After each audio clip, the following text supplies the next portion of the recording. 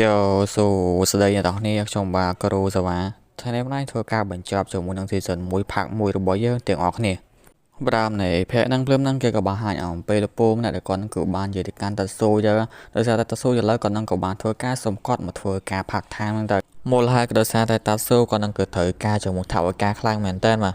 បន្ទាប់ពីបានធ្វើការហើយក៏មានជាមួយនឹងភ្ញៀវ2នាក់ចូលទៅកាន់ហាងរបស់ពួកគេផងដែរឃើញភ្ញៀវចូលមកតុកភ្លានតាស៊ូក៏នឹងក៏បានធ្វើការទៅស្រួយជាមួយទឹកត្រជាក់ផងណ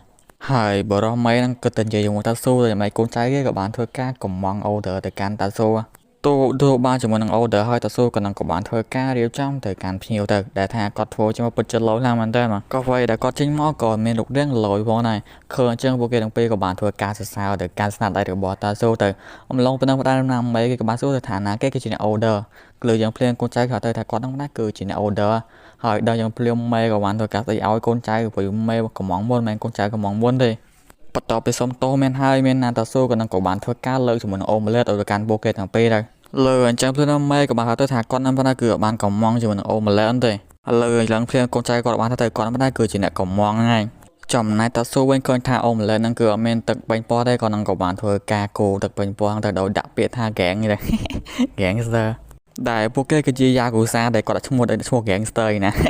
អូងាយដល់ក៏ដំបងពួកគេគឺសប្បាយច្រើនតែគាត់តែដឹងថាពាក្យហ្នឹងគឺពាក្យហ្គេងស្ទើភ្លាមពួកគេក៏បានធ្វើការខឹងដែរតែម្ដងដែលថាម៉េចក៏បានធ្វើការខឹងការកូនចៅដែលព្រោះពួកគេជាយ៉ាគូសាបើជាអូដឺជាងហ្គេងស្ទើវិញណាហើយអ្នកនេះមកឆ្ងល់មួយបានហ្គេងស្ទើមួយយ៉ាគូសាខុសគ្នាខ្ញុំក៏អត់ដឹងដែរបាទភ្លាមតាស៊ូក៏នឹងក៏បានធ្វើការលើកអូដឺមួយទៀតទៅកាន់ពួកគេទៅឃើញភ្លាមមានណាមេក៏បានធ្វើការលើកដៃយ៉ាងលឿនតែម្ដងបាទបន្តមកនឹងពួកគេទាំងពីរក៏បានធ្វើការញ៉ាំអាហារដែលពួកគេបានអូដឺហ្នឹងតែបាទពេលដែលពួកគេញ៉ាំអីហើយចេញពីហាងតាស៊ូក៏នឹងក៏បានធ្វើការអរគុណដល់កាន់ពួកគេទាំងពីរថាសូមអរគុណដែលបានធ្វើការផ្លាញ់លុយទិញអាហារខាងគាត់បាទលើអញ្ចឹងភ្លាមនឹងពួកគេទាំងពីរក៏ពិតជាឆ្ងល់ខ្លាំងមែនថាតាស៊ូនឹងបែកមែនលោយប់ឡើងនឹងម្ចាស់ហាងក៏បានធ្វើការបើកថវិកាឲ្យទៅកាន់តាស៊ូហ្នឹងទៅបាទក្នុងយប់នឹងពួកណៃប្រពន្ធគាត់ក៏បានធ្វើការមកផ្ទះឡេតទៅសៅអូនធ្វើការយ៉ាងយូរជប់ជ្រៅហ្នឹងទៅឃើញថាមីគូអូនហត់តាស៊ូក៏នឹងក៏បានធ្វើការនាំអូននឹងទៅញ៉ាំអាហារទៅដែលថាអាហារក៏ដាក់ចេញមកគឺពេញតុតែម្ដងឧស្សាហ៍គាត់ទៅបើកលុយថ្មីហ្នឹងទៅលោស្អែកឡើងគេក៏បង្ហាញអំពីតាស៊ូដែលគាត់នឹងគឺកំពុងតែដើរសោភេញពេលសោភេញតាស៊ូក៏នឹងក៏បានធ្វើការចាប់អារម្មណ៍មួយបងស្រីមួយគាត់នោះទៅពិតជាឡៃខ្លាំងមែនតើបាទលោកមើលយូរទៅតាស៊ូយើងក៏ដឹងថាបងស្រីគឺជាម៉ៃហ្គេងយ៉ាគូសាមួយដែលមេហ្គេងគាត់គឺជាឈ្មោះថាតូរីហ្គេងទៅដែលបងស្រីម្នាក់គឺមានឈ្មោះថាហ៊ីបារីហើយតាស៊ូក៏នឹងក៏ឆ្ងល់ថាបងស្រីហ៊ីបារីគាត់នឹងធ្វើអីយ៉ាងไรហ្នឹងទៅពេលដែលតាស៊ូយើងក៏នឹងក៏បានធ្វើការចាប់របស់គាត់ចង់បានហើយមានណាបងស្រីហ៊ីបារីក៏នឹងក៏បានធ្វើការដាក់ផ្លាកតម្លៃពាក្យកណ្ដាលទៅលើហូបដែលតាស៊ូយើងទិញទៅដាក់រួចហើយហ្នឹងបងស្រីហ៊ីបារីគាត់នឹងក៏មានជាមួយនឹងភាពជឿជាក់ជាមួយខ្លួនឯងផងដែរបាទភ្លាមនឹងផ្តែមានណាអ្នកធ្វើការមួយគាត់ក៏បានថាការគាត់ទៅថាអាផ្លាកបិទតម្លៃពាក្យកណ្ដាលហ្នឹងគឺមិនមែនបិទទៅទេបន្តមកណាបងស្រីហ៊ីបារីក៏នឹងក៏បានធ្វើការរបស់គាត់ទៅតែថាអំឡុងពេលធ្វើការហ្នឹងគាត់នឹងក៏បានធ្វើការប្រាប់ទៅកាន់តាស៊ូថាបន្ទាប់ពីប្តីរបស់គាត់ហ្នឹងគឺបានបាត់បង់ជីវិតគាត់នឹងក៏បានធ្វើការម្លៃរៀងគាត់ចោលបន្តមកគាត់នឹងក៏បានធ្វើការដើរមកធ្វើការផាក់ខាមទៅដែលគាត់នឹងក៏បានធ្វើការនិយាយទៅគាត់នឹងក៏បានធ្វើការអូខេ sorry សំខាន់ខ្ញុំនិយាយពាក្យធ្វើការចាស់ឡើងមែនតើបាទដែលយើងមើលទៅកាន់បងស្រីហ៊ីបារីពេលដែលគាត់ដាក់អីវ៉ាន់ស្តុកតួមើលឃើញថាគាត់នឹងគឺដាក់អីវ៉ាន់តាប៉េះតែម្ដងបាទតាប៉េះមិនសុំតែគាត់នឹងក៏បានធ្វើការឲ្យអីវ៉ាន់ធ្លាក់ចុះក្រោមទៀតដោយសារតែគាត់នឹងក៏ចេះធ្វើការដែរបាទឃើញអញ្ចឹងភ្លាមតាស៊ូគាត់នឹងក៏ទៅជួយបងស្រីទៅក៏ប៉ុន្តែទៅពេលបងស្រីគាត់នឹងក៏បានធ្វើការដាក់ម្ដងទៀតក៏បានធ្វើការធ្លាក់ម្ដងទៀតផងដែរបាទដោយខ្មាស់ជាមួយតាស៊ូទៅបងស្រីក៏បានធ្វើការស្ដីឲ្យទៅកាន់តាស៊ូថាគាត់នឹងគឺមើងងាយទៅកាន់គាត់ដែរព្រោះគាត់នឹងគឺមិនមែនកាមទេអ្វីដែលសំខាន់បងស្រីក៏បានធ្វើការហៅហ្គេងរបស់គាត់អំផ្ដុំភ្នែកបន្តមកប្រាប់តាស៊ូយើងកុំឲ្យធ្វើការញ៉ៃជាមួយគាត់ដែរសូម្បីតាស៊ូក៏បានធ្វើការកាំងមកសារតែបងស្រីគាត់នឹងអត់ចេះធ្វើការដែរគាត់នឹងគេស្រុកគ្នា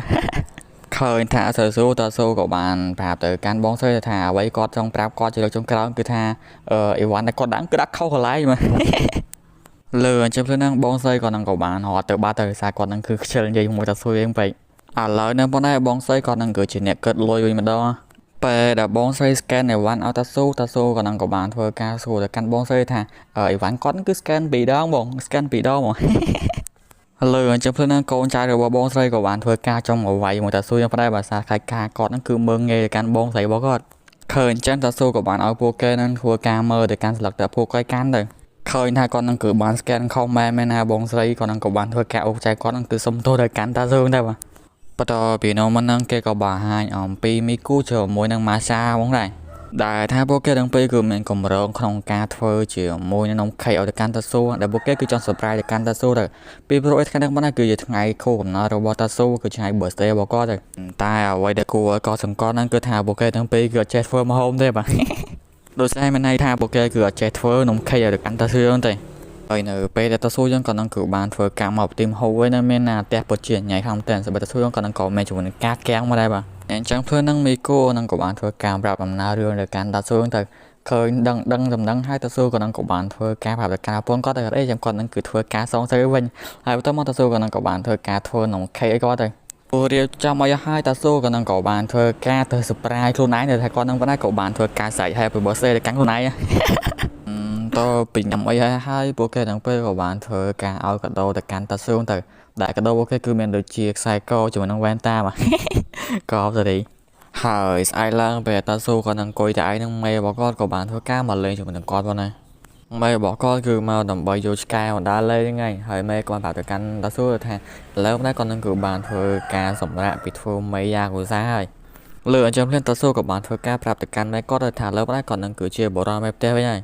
និយាយប្រាប់ហើយតាស៊ូក៏នឹងក៏បានធ្វើការដកជាមួយរបស់ឲ្យទៅកាន់មេរបស់គាត់ទៅដែលថារបស់នោះប៉ុណ្ណឹងគឺជាខោអាវឲ្យឆ្កែហ្នឹងហើយបាទឃើញអញ្ចឹងភ្លាមមេរបស់គាត់ពិតជាសប្បាយចិត្តមែនតើព្រោះឆ្កែក៏លើពិតជាជូតខ្លាំងមែនតើឃើញអញ្ចឹងភ្លាមតាស៊ូក៏នឹងក៏បានធ្វើការសុំមេគាត់ថតរូបមួយឆ្កែទៅដែលមើលទៅកាន់ style ថតនិង sky ផុសរបស់មេរបស់គាត់ពិតជាល្អខ្លាំងមែនតើក៏អំឡុងពេលថតនឹងអ្នកចិត្តខាងរបស់តាស៊ូពួកគាត់ក៏បានធ្វើការមកលេងកន្លែងហ្នឹងដែរអ្វីដែលកាន់តែពិសេសគាត់នឹងគឺទៅមកវាទិញមកហូបឲ្យឆ្កែថ្ងៃគឺទិញមកចំណីឆ្កែហើយនៅពេលអ៊ំស្រីទាំងពីរក៏នឹងមើលទៅកាន់ឆ្កែរបស់មេតាស៊ូឃើញបានថាឆ្កែហ្នឹងគឺពិតជាស្គមខ្លាំងមែនតើលើអញ្ចឹងភ្លាមមេតាស៊ូប្រាប់ទៅកាន់គាត់ទាំងពីរថាដោយសារឆ្កែគាត់ឥឡូវក៏ចេះស៊ីបាយដែរបាទលើអញ្ចឹងភ្លាមតាស៊ូមួយអ៊ំស្រីទាំងពីរពួកគាត់ក៏បានធ្វើការចុចឲ្យគ្នាបណ្ដោយព្រោះអ៊ំស្រីទាំងពីរក៏នឹងក៏បានទៅការទិញហូបឆ្កែមកដែរបន្ទាប់ពីបានគ្រឿងផ្សំមកហើយពួកគេទាំងគ្នាក៏បានធ្វើការរៀបចំអាហារឲ្យឆ្កែទៅមិនយូរប៉ុន្មានតែអាហារឆ្កែក៏បានធ្វើការរួចរាល់ផងដែរបាទក៏នៅឃើញខ្ញុំភ្លាមណាឆ្កែរបស់មេគាត់ក៏បានធ្វើការស៊ីយកទៅបាទដូចវាដែរស៊ីអីវាខ្ញុំមុនមកចេះបាទឃើញអញ្ចឹងភ្លាមពួកគេទាំង3ក៏ពិតជាសប្បាយឆ្លាតតែមិសិនរបស់ពួកគេក៏បានធ្វើការ complete ផងដែរឃើញអញ្ចឹងភ្លាមមេរបស់គាត់ក៏បានធ្វើការដើរទៅផ្ទះវិញទៅដែលថាគាត់នឹងមកក៏ចង់និយាយមួយតាស៊ូក៏ប៉ុន្តែឃើញថាឥឡូវតាស៊ូក៏នឹងគឺជានំម្នាក់ផ្សេងមីមុនដែលថាគាត់ឥឡូវគឺមិននៅដូចមុនទេដូច្នេះហើយគាត់នឹងគឺប្រហែលជាឈប់កាលជាយ៉ាកោសាហើយគាត់នឹងខ្លាចជាបរិបទមេផ្ទះវិញម្ដងហើយបន្តពីនោះមិននឹងគេក៏បង្ហាញអំពីបងស្រីហ៊ីបារីគាត់នឹងកំពុងយកសម្រាប់ចាក់ចោល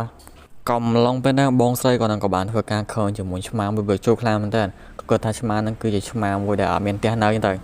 ដែលយើងមើលទៅដឹងថាឆ្មានឹងគឺជាគិនរបស់យើងហ្នឹងហើយបាទបន្តពីនោះណាបងស្រីគាត់នឹងក៏បានធ្វើការលេបបិទពួនជាមួយនឹងគិនទៅ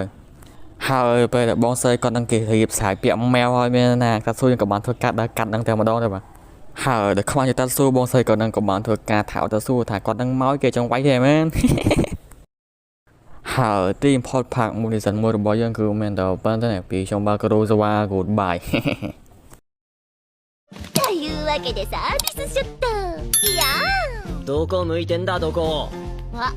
バカには見えないカメラ裸だけにってか